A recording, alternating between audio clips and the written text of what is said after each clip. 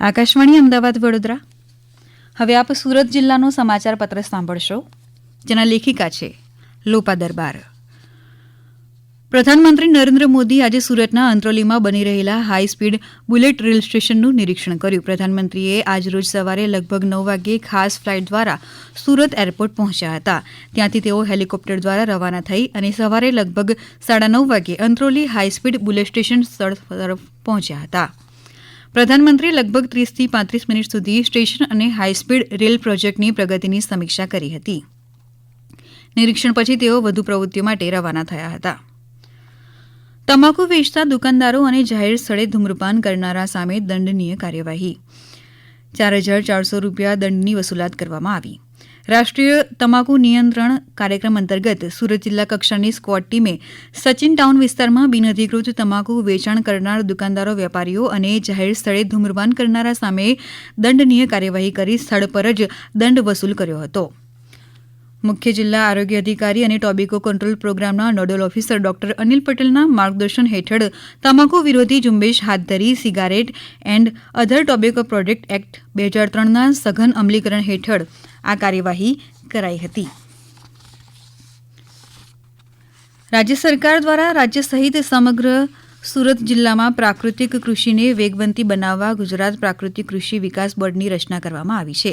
જે અંતર્ગત જિલ્લા આત્મા પ્રોજેક્ટ દ્વારા ઉમરપાડા તાલુકાના 5 આંબા ગામે નેચરલ ફાર્મિંગ અંતર્ગત પ્રાકૃતિક કૃષિ અંગે તાલીમ યોજાઈ હતી.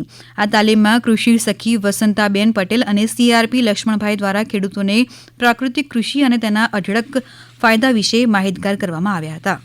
ખેડૂતોને પ્રાકૃતિક કૃષિના 5 આયામો વિશે સમજૂતી આપી પ્રાકૃતિક ખેતી કરવા પ્રોત્સાહન અપાયું હતું.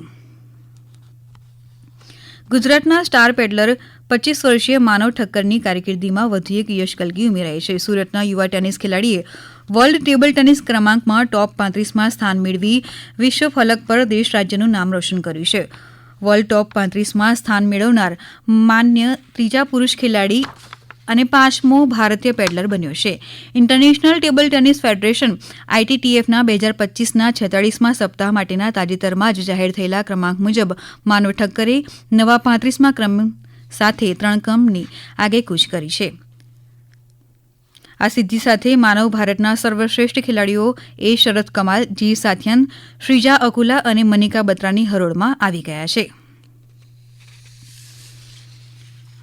ભગવાન બિરસા મુંડાની 150મી જન્મજયંતિની ઉજવણી થઈ રહી છે. ત્યારે રાષ્ટ્ર નિર્માણમાં આદિજાતિ સમાજના ગૌરવપૂર્ણ યોગદાનને જન જન સુધી પહોંચાડવાના ઉદ્દેશ્ય સાથે જનજાતીય ગૌરવ વર્ષ મહોત્સવની ઉજવણીના ભાગરૂપે આયોજિત જનજાતીય ગૌરવ રથયાત્રા સુરત જિલ્લાના માંગરોળ તાલુકાના મોસાલી ખાતે આવી પહોંચી હતી. જ્યાં આદિજાતિ વિકાસ મંત્રી નરેશભાઈ પટેલ અને ધારાસભ્ય ગણપતસિંહ વસાવા, પ્રદેશ અધ્યક્ષ જગદીશ વિશ્વકર્માએ ભવ્ય સ્વાગત કર્યું હતું.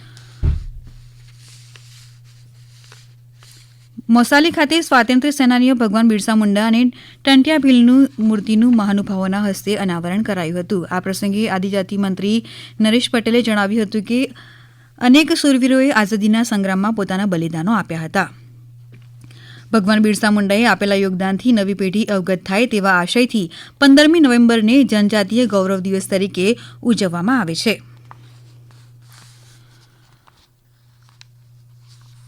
આપ સાંભળી રહ્યા હતા સુરત જિલ્લાનો સમાચાર પત્ર, જેના લેખિકા હતા લોપા દરબાર. આ પ્રસારણ આકાશવાણીના અમદાવાદ વડોદરા કેન્દ્ર પરથી કરવામાં આવ્યું.